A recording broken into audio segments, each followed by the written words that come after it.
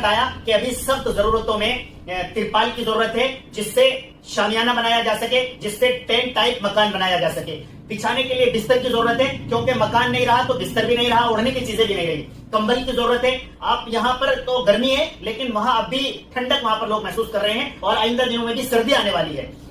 تو ہم 4 حضرات، قاری مستفیض کاشفی صاحب، مولانا خالد ندوی صاحب، مولانا سرور عالم قاسمی صاحب، عطاء الرحمان، ہم نے پھر مشورہ کیا، پھر انشاءاللہ تعالی ہم میدان میں ہیں، پھر انشاءاللہ تعالی ہم کوشش کریں گے۔ تو مشورے میں فی الحال یہ طے پایا ہے کہ ہم ٹارگیٹ بنا لیتے ہیں 100 ترپال کا، 100 گدوں کا اور 100 کمبلوں کا۔